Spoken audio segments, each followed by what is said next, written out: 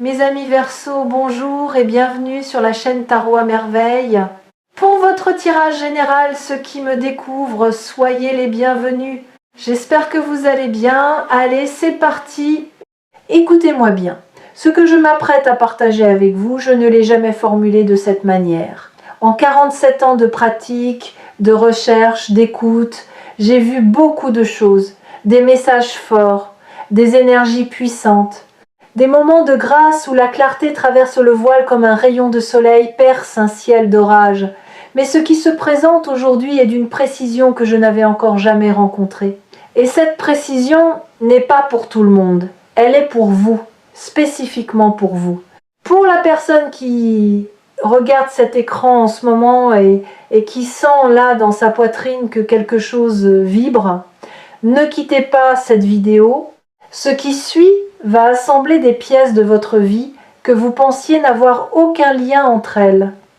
Il y a dans votre existence des fils séparés, éparpillés, des événements, des rencontres, des choix, des souffrances, des joies qui semblent appartenir à des histoires différentes, comme si votre vie n'était pas une seule histoire mais plusieurs, empilées les unes sur les autres sans connexion apparente. Le premier fil, c'est quelque chose que vous avez vécu très jeune.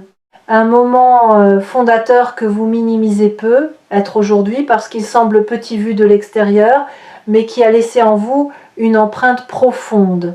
Le deuxième fil, c'est une relation qui a marqué votre vie adulte, pas nécessairement une relation amoureuse, peut être un mentor, un ami, un membre de votre famille, quelqu'un qui vous a appris quelque chose d'essentiel, souvent sans le vouloir, parfois en vous blessant. Le troisième fil, c'est ce que vous vivez en ce moment, ce que vous traversez depuis quelques semaines, ce sentiment diffus que quelque chose se prépare, que les pièces bougent sur l'échiquier, que le vent tourne. Ces trois fils, vous les avez toujours vus séparément. Aujourd'hui, pour la première fois, vous allez voir comment ils se rejoignent. Et ce point de convergence va éclairer votre chemin d'une manière qui rend tout le reste soudainement lisible.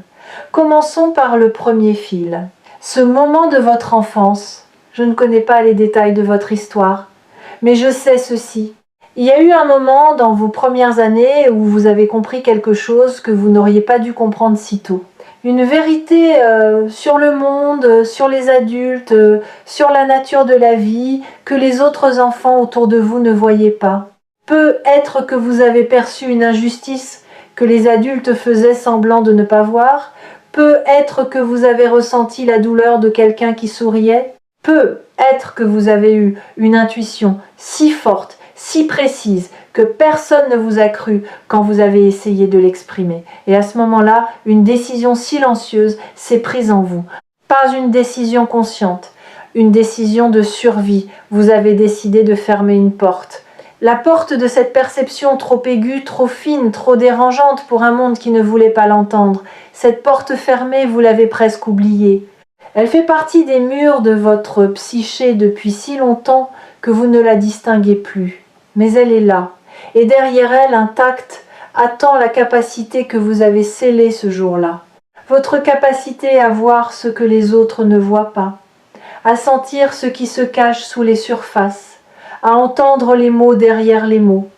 Cette capacité n'a pas disparu, elle a hiberné.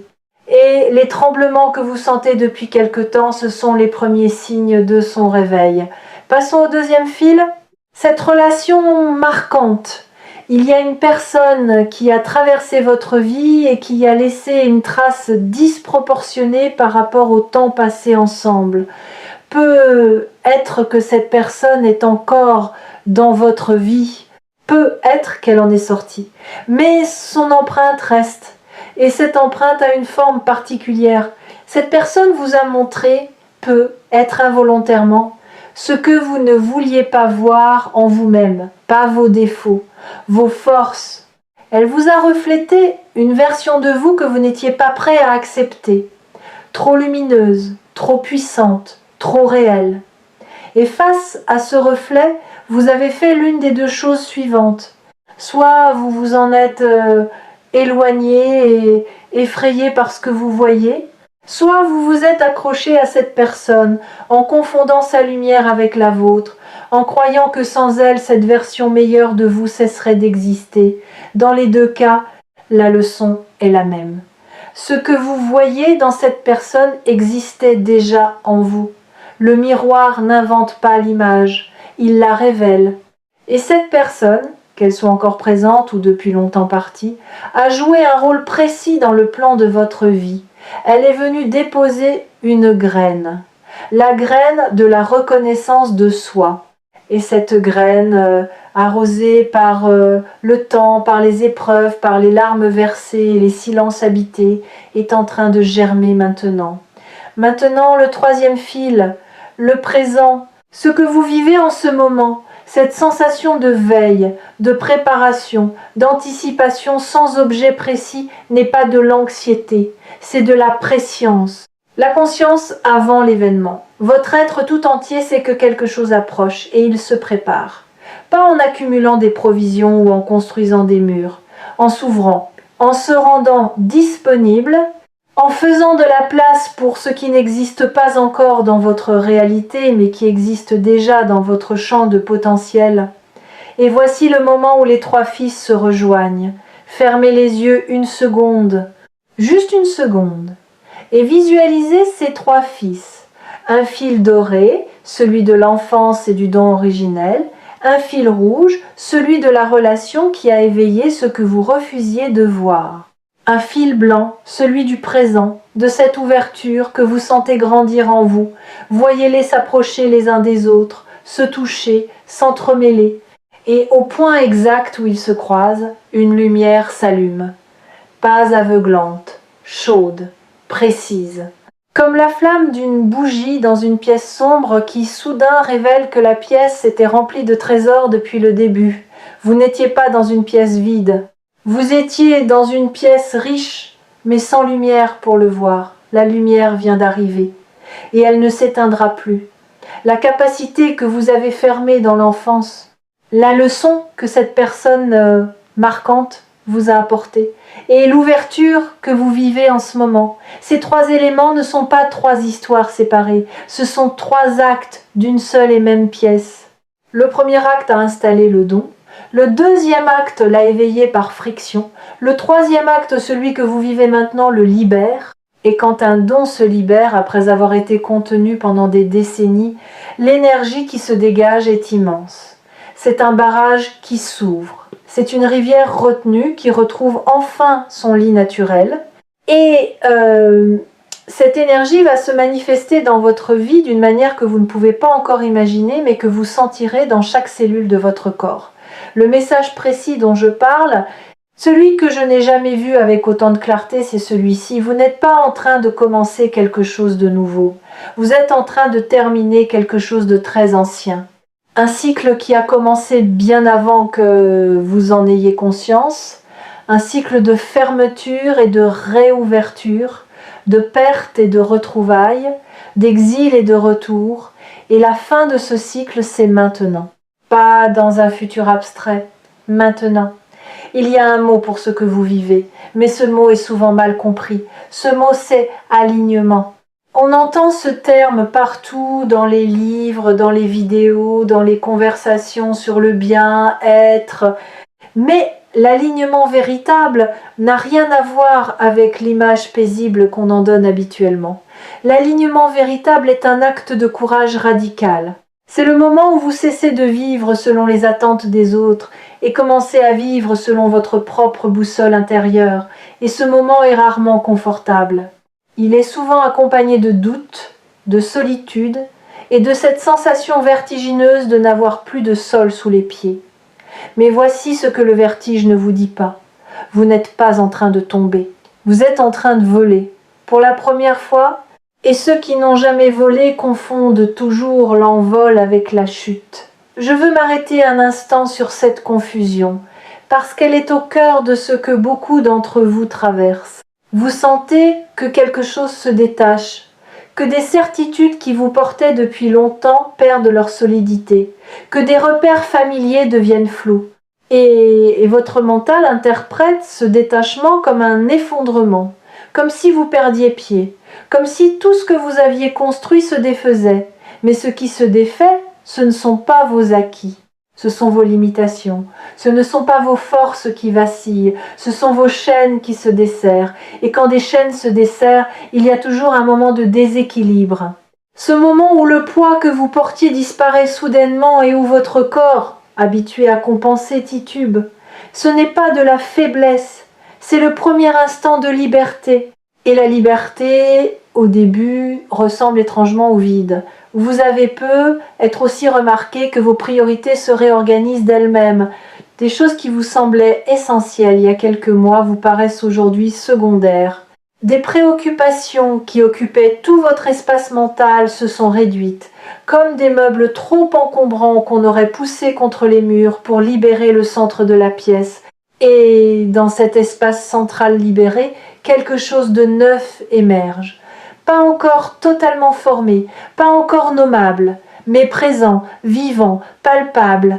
Comme une musique qu'on entend à travers un mur et dont on ne distingue pas encore la mélodie, mais dont on perçoit le rythme. Ce rythme, c'est le vôtre, votre rythme propre. Celui que vous aviez abandonné pour marcher au pas d'une cadence qui n'était pas la vôtre. Quelque chose dans votre environnement va changer, pas parce que l'environnement décide de changer, mais parce que vous, en changeant, allez modifier la manière dont votre environnement réagit à votre présence. Les conversations vont prendre une profondeur nouvelle. Les regards vont durer une fraction de seconde de plus. Les portes que vous poussiez en vain vont commencer à céder, non pas parce qu'elles étaient verrouillées, mais parce que vous ne les poussiez pas avec la bonne énergie. L'énergie de celui qui force est différente de l'énergie de celui qui sait, et vous commencez à savoir. Ce savoir n'est pas intellectuel. Vous ne pourriez pas le mettre dans un livre ou l'enseigner dans une salle de classe. C'est un savoir corporel, cellulaire, le genre de savoir qui vous fait prendre une décision en 3 secondes là où vous auriez hésité pendant des mois, qui vous fait dire une phrase exacte au moment exact sans l'avoir préparée, sans même comprendre pourquoi ces mots-là sont sortis de votre bouche, qui vous fait sentir avec une certitude absolue que telle direction est la bonne. Même quand toute la logique du monde vous dit le contraire, ce savoir c'est votre don, celui que vous avez fermé enfant, celui que cette personne a effleuré sans le savoir, celui qui se déploie maintenant avec une clarté sans précédent. Si vous êtes tombé sur cette vidéo de tarot à merveille, demandez-vous pourquoi, parmi les millions de vidéos disponibles, et c'est celle-ci que vous regardez. Demandez-vous pourquoi ces mots précis, dans cet ordre précis, résonnent en vous comme s'ils avaient été écrits pour vous. La réponse est simple et vertigineuse à la fois parce qu'ils l'ont été. Pas par ma volonté, par ce mouvement mystérieux qui fait que les bons messages trouvent les bonnes oreilles au bon moment. Vous étiez censé être ici, en ce moment, avec ces mots dans votre esprit et cette sensation dans votre cœur. Maintenant, parlons de ce qui change. Parce que le titre de cette vidéo dit que cela change absolument tout. Et je pèse mes mots. Ce qui change n'est pas une circonstance extérieure, c'est la grille de lecture. C'est le prisme à travers lequel vous regardez votre vie. Imaginez que pendant des années, vous ayez regardé le monde à travers un verre teinté de gris. Pas noir, pas opaque, gris. Suffisamment transparent pour fonctionner, pour avancer, pour vivre, mais gris. Drainant les couleurs de chaque expérience, atténuant les joies, amplifiant les peines. Et ce matin ou cette nuit ou dans quelques heures, ce verre va tomber, pas parce que quelqu'un vous l'enlève, parce que vous en avez plus besoin, parce que vos yeux intérieurs sont enfin assez forts pour supporter la lumière directe, et cette force, vous ne l'avez pas acquise en un jour. Vous l'avez construite sans le savoir, à chaque épreuve traversée, à chaque deuil accompli, à chaque fois que vous avez choisi de vous relever alors que tout vous invitait à rester au sol. Chaque levée a été un entraînement. Et maintenant, vos yeux sont prêts. Et quand ce verre tombera, vous verrez votre vie telle qu'elle a toujours été, pas telle que la peur vous la montrait, pas telle que la blessure la colorait, telle qu'elle est, avec toute sa beauté brute, avec ses imperfections qui ne sont pas des défauts, mais des signatures, avec ses manques qui ne sont pas des vides, mais des espaces de croissance, avec ces mystères qui ne sont pas des menaces, mais des invitations, et vous verrez les gens différemment aussi. Les masques que les autres portent vous apparaîtront avec une netteté nouvelle, non pas pour juger, pour comprendre, pour saisir que chaque personne autour de vous mène sa propre bataille silencieuse, porte sa propre porte fermée, attend sa propre convergence. Et cette compréhension, loin de vous isoler, va vous rapprocher des autres d'une manière plus profonde que jamais, parce que la vraie connexion ne naît pas de la perfection partagée. Elle naît de la vulnérabilité reconnue. Il y a un aspect de tout cela que je dois aborder avec délicatesse. Le message précis que j'ai perçu concerne aussi quelque chose que vous n'avez dit à personne. Un désir que vous portez en silence. Pas un désir matériel, un désir d'être, un désir de vivre d'une certaine manière, de vous réveiller le matin avec un certain sentiment, d'être regardé d'une certaine façon, d'occuper un certain espace dans le monde. Ce désir, vous le considérez comme impossible, trop grand pour vous, trop beau pour votre histoire. Trop lumineux pour quelqu'un qui a connu autant d'ombres. Et c'est là que le message est le plus précis. Ce désir n'est pas trop grand pour vous. Vous êtes trop petit pour lui, pas en essence, en permission. Vous ne vous êtes pas encore donné la permission d'être aussi grand que votre désir le demande. Vous vivez dans un espace réduit, un espace que vous avez dessiné vous-même en fonction de ce que vous pensiez mériter. Et ce dessin est devenu votre prison dorée, confortable, familière, mais étroite, terriblement étroite pour l'être que vous êtes en train de devenir. Le message d'aujourd'hui vous dit « redessinez les murs, poussez-les, abattez-les s'il le faut. L'espace que vous occupez dans le monde doit correspondre à l'espace que vous occupez dans votre propre cœur. Et votre cœur, lui, n'a pas de mur. Savez-vous ce qui se produit quand un être humain cesse enfin de se contenir, quand il arrête de rétrécir pour entrer dans les cases que le monde lui propose? Il devient magnétique, pas dans le sens superficiel du charisme de scène ou de l'assurance fabriquée, magnétique dans le sens originel du terme.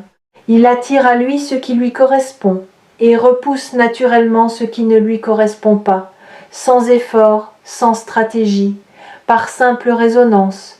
Les bonnes personnes se rapprochent, les mauvaises circonstances s'éloignent, les opportunités apparaissent dans des endroits inattendus, et tout cela ne vient pas d'un pouvoir mystique. Cela vient du fait qu'un être aligné émet un signal clair, et un signal clair reçoit des réponses claires, tandis qu'un signal brouillé, celui de quelqu'un qui vit selon les attentes des autres, ne reçoit que du bruit.